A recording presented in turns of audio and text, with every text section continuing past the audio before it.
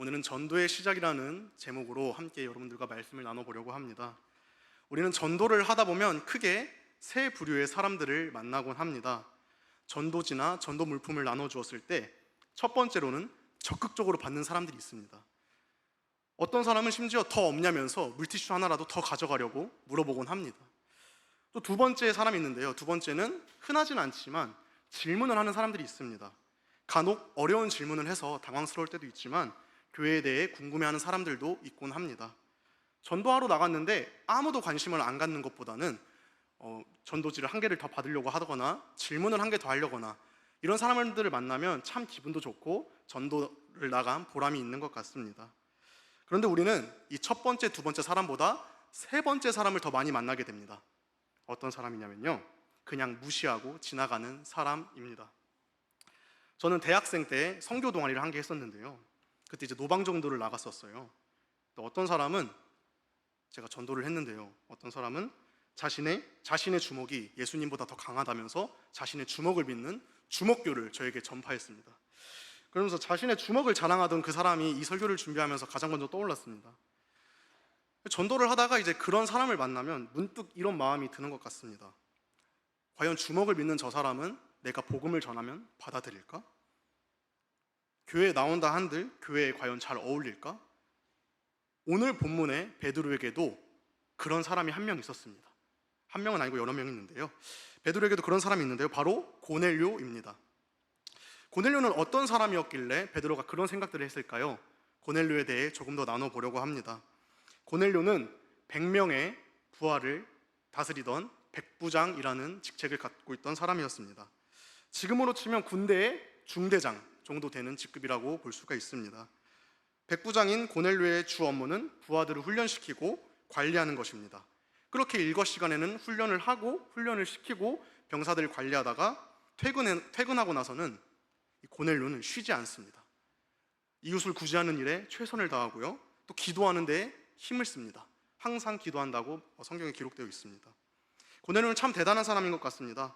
사회적으로도 로마 시대 당시의 백부장은 굉장한 위치였고요, 삶의 모습을 보아도 퇴근하고 나서 혹은 여유 시간에는 이웃을 돕는, 쉬지 않는, 또 항상 기도하는 그런 고넬료는 참 대단한 사람인데요, 한 가지 중요한 특징이 있습니다.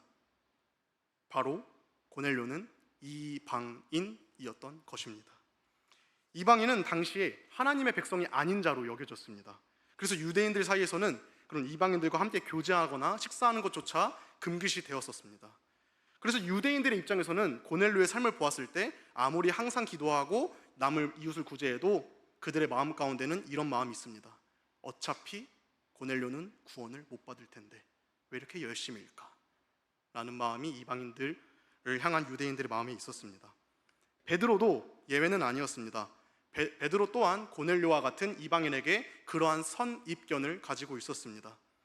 그래서 하나님께서는 이 베드로에게 이러한 선입견을 깨기 위해서 환상을 보여주십니다.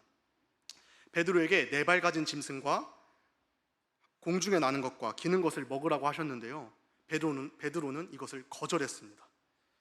베드로는 먹지 않고 이렇게 말을 하는데요, 우리 10장 14절을 함께 보면요, 하나님께서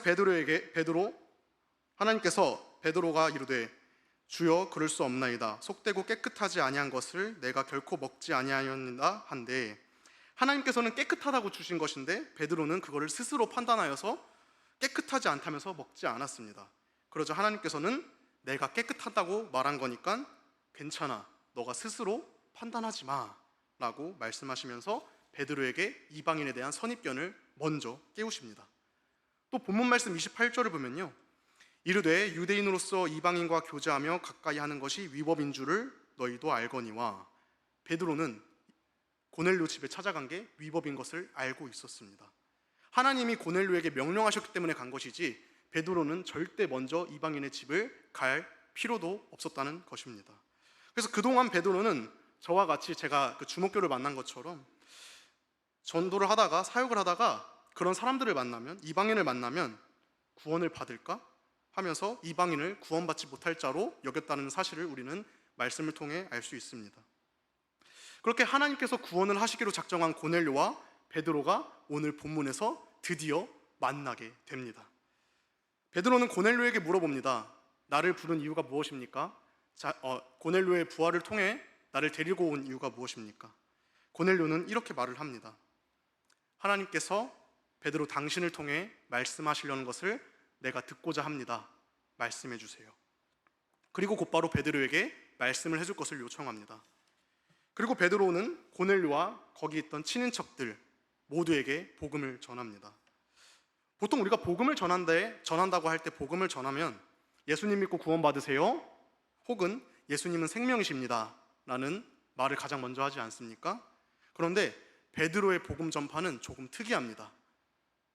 어떤 시작이냐면요, 34절과 35절 말씀인데요, 우리 함께 읽어보겠습니다. 시작. 베드로가 입을 열어 말하되 내가 참으로 하나님은 사람의 외모를 보지 아니하시고 각 나라 중 하나님을 경외하며 의를 행하여 사람은 다 받으시는 줄 깨달았도다. 아멘. 아멘. 베드로는 고넬료를 만나기 전까지 사람들의 외모를 판단했습니다. 외모를 판단하면서 유대인과 이방인을 나눴고요, 이방인에게는 그 마음속 깊이 어딘가에 구원받지 못할 자라는 인식이 있었습니다. 그러나 베드로는 지금 다시 말합니다. 외모가 아닌 하나님을 경외하는 사람을 받는다고 말합니다. 이를 통해 알 수 있는, 우리가 전도를 시작할 때 가장 첫 번째 단계는 바로 외모를 바라보지 않아야 된다는 것입니다. 바로 이 말씀에서부터 우리가 전도가 시작이 되어야 합니다. 우리는 전도할 때 사람의 외모를 볼 때가 있는 것 같습니다. 잘생기고 예쁘고 이런 외모를 말하는 것이 아닙니다. 어떤 사람은 담배를 합니다. 어떤 사람은 술을 너무 과하게 먹습니다. 요즘 같은 시대는 마약을 하는 사람이 있을 수도 있습니다. 또 어떤 사람은 욕을 하는 사람이 있을 수 있습니다. 또 자신이 믿는 어떤 이단을 얘기하는 사람들도 있을 수 있습니다. 그래서 우리 눈에는 과연 저런 사람이 복음을 받아들일까? 만약에 내가 그렇게 데리고 왔다 한들 우리 교회에 어울릴 수 있을까? 우리 신앙 공동체에 어울릴 수 있을까? 라는 이유로 전도조차 시도하지 않을 때도 있습니다. 그러나 여러분, 말씀은 분명히 이야기하고 있습니다.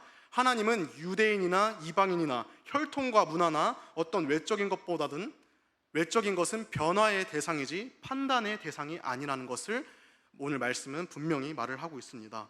오히려 복음은요, 그들에게 더욱더 필요합니다.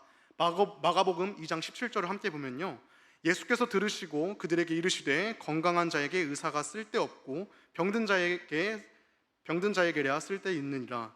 나는 의인을 부르러 온 것이 아니요 죄인을 부르러 왔노라 하시니라. 건강한 사람에게 의사는 필요하지 않고 병든 자에게 의사가 필요한 것처럼 어떠한 형태의 전도이든지 간에 노방 전도이든지 관계 전도이든지 하나님은 사람의 외모를 보지 않는다는 사실을 우리는 기억하면서 복음이 더욱더 필요한 그들에게 우리는 다가가야 합니다. 이것을 시작으로 베드로는 이제 제가 아까 처음에 말했던 예수 믿으세요 라는 말을 시작하게 됩니다.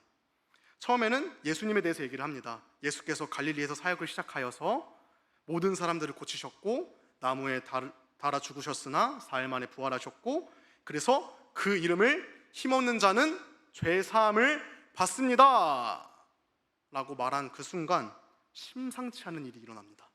우리 본문 말씀 44절 함께 읽겠습니다. 시작. 베드로가 이 말을 할 때에 성령이 말씀 듣는 모든 사람에게 내려오시니. 아멘. 베드로의 이 설교를 듣는 모든 사람들에게 성령님이 내려오셨습니다. 즉 이방인인 고넬료가 유대인들과 똑같이 성령을 받는 장면을 베드로가 처음 목격을 한 것입니다. 그러자 베드로는 예수 그리스도의 이름으로 고넬료에게, 이방인에게 세례를 베풀었습니다. 그렇게 고넬료의 이야기는 끝이 나게 됩니다. 우리는 이것을 통해서 전도의 시작 두 번째를 알 수가 있게 됩니다. 전도의 시작 두 번째는 성령님의 일하심을 기대하는 것이십니다. 전도의 시작 첫 번째를 통하여서 외모에 대한 선입견을 깨진 우리는 열심히 전도를 합니다. 1명, 2명, 10명, 100명에게 전도지를 전하고 관계 전도를 합니다. 그런데 복음에 반응하는 사람은 잘 보이지 않을 때가 더 많은 것 같습니다. 그래서 어떨 때는 전도가 잘 되고 있는 게 맞는 것인지, 지금 내가 하고 있는 게 무엇인지 점점 전도에 자신을 잃어가기도 합니다. 그러나 여러분, 우리가 기억해야 될 것은 무엇이냐면요, 베드로와 고넬료를 만나게 하신 것도 하나님이시고요, 베드로의 그 단 한 번의 설교를 통해 예수 그리스도의 이름으로 세례를 받게 하신 이도 하나님이십니다. 그러면 그들이 노력한 게 있다면요, 그들이 만나기 위해 노력한 것이 있다면요, 하나님의 말씀에 순종한 것밖에 없습니다. 고넬료는요, 베드로를 만나라는 하나님의 말씀에 순종하였고요, 베드로는 고넬료를 만나라는 그 하나님의 말씀에 순종하였습니다. 고넬료가 처음에 하나님께서 베드로를 만나라 라고 명령하셨을 때, 말씀하셨을 때 과연 고넬료는 자신이 예수 그리스도의 이름으로 세례를 받을 걸 알았을까요? 저는 몰랐을 거라 봅니다.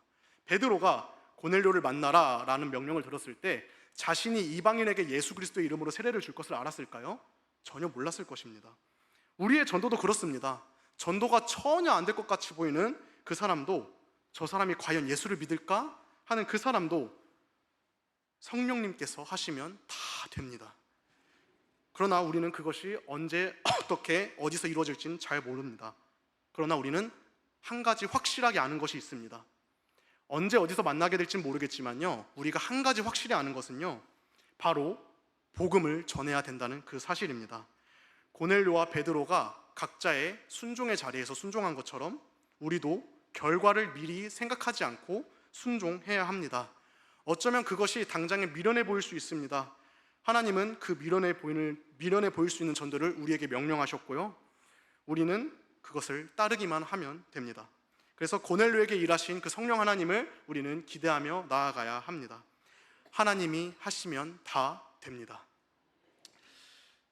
마지막으로 전도의 시작 세 번째는요, 나로부터 전도하기입니다. 베드로는 고넬료에게 복음을 전하기 전에 하나님의 뜻 안에서 환상을 통해서 자신의 자아가 깨지는 경험을 했습니다. 평소 이방인에게 가졌던 그 자아가 깨지기 시작했습니다. 우리는 복음을 전하는 사람 이전에 복음 안에서 먼저 깨어지고 그 안에 있는 은혜와 기쁨을 누려야 합니다. 전도의 시작 첫 번째였던 외모를 보지 않는다는 것은 누군가를 외모를 판단하기 이전에 가장 먼저는요, 나의 외모를 판단하지 않아야 합니다. 나 같은 사람이 무슨 전도야, 나 같은 죄인이 무슨 전도야, 나부터 먼저 더 기도하고 말씀에 힘써야지. 좋지만 나 같은 사람도 전도하라고 하신 게 바로 하나님이십니다. 예수님을 믿는 사람으로서 내가 먼저 복음에 앞서야 합니다. 복음을 먼저 누리고 살아낼 때는요, 전도는 더 이상 설득이 아니라 증언이 됩니다. 그래서 설득이 아닌 증언의 전도를 하는 저와 여기 모인 우리 모두가 되길 소망합니다. 전도의 시작 두 번째였던 성령님을 기대합시다. 나는 열심히 전도해도 안 되나 봐, 열매가 안 보여. 복음을 전했다면 그 뒤는 성령 하나님께서 하실 일입니다. 우리가 생각했던 시간과 방법이 아니라 하나님께서 역사하실 방법과 때를 우리는 기다려야 합니다. 이제 말씀을 마치려고 합니다. 오늘 말씀을 통해 우리는 전도의 시작이 사람의 외모를 보는 것에서부터 시작되는 것이 아니라 성령님의 일하심을 기대하며 시작하는 것으로 시작된다는 것을 알았고요, 그 모든 것 이전에 나부터 복음을 살아내는 것을 함께 나누었습니다. 이 복음은요, 고넬료와 베드로의 이 상황에서만 역사하는 것이 아니라요, 오늘날 이 날도 동일하게 하나님께서는 역사하시고요, 하나님은 오늘도 지금 우리를 통해서 우리를 기다리는 그 누군가를 통해 만나기를 원하고 계십니다. 여러분, 전도의 결과는 우리가 만드는 것이 아닙니다. 순종하면 다 됩니다. 오늘 이 고넬료와 베드로의 상황처럼 여러분 성령 하나님을 믿으시길 바랍니다. 하나님이 하시면 다 됩니다. 전도는 내가 완벽해서 하는 것이 아니라 하나님께서 이미 준비하신 사람 앞에 나를 순종으로 보내실 때 일어납니다. 그렇게 고넬료와 베드로처럼 주어진 상황 가운데 순종으로 나아가는 저와 여기 있는 우리 모두가 되길 축원합니다. 기도하겠습니다. 사랑이 많으신 하나님, 오늘도 하나님의 말씀을 함께 나누게 해주심에 감사드립니다. 베드로를 통해 이방인이었던 고넬료에게 성령이 임한 것처럼 고넬료와 같은 이방인도 하나님의 부르심 앞에서 순종할 때 복음의 은혜를 누릴 수 있었습니다. 우리도 전도의 자리에서 사람의 겉모습이나 과거를 보며 판단하지 않게 하시고 하나님께서 깨끗하다고 하신 자를 우리가 속되다고 하지 않도록 인도하여 주시옵소서. 또 복음을 전할 때 낙심하거나 지치지 않게 하시고 결과가 보이지 않더라도 성령 하나님께서 지금도 일하고 계심을 믿고 나아가게 하옵소서. 무엇보다도 전도를 시작하기에 앞서 우리가 복음 앞에 먼저 서게 하시고 복음을 살아내는 사람이 되게 하옵소서. 우리의 삶을 통해, 우리의 작은 순종들을 통해 오늘도 주님이 준비하신 사람들에게 복음이 전해지게 하시고 그들 가운데 구원의 역사가 일어나게 하옵소서. 하나님이 하시면 다 됩니다. 이 믿음 하나로 나아가는 우리 모두가 되게 하옵소서. 이 모든 말씀 예수님의 이름으로 기도드립니다. 아멘.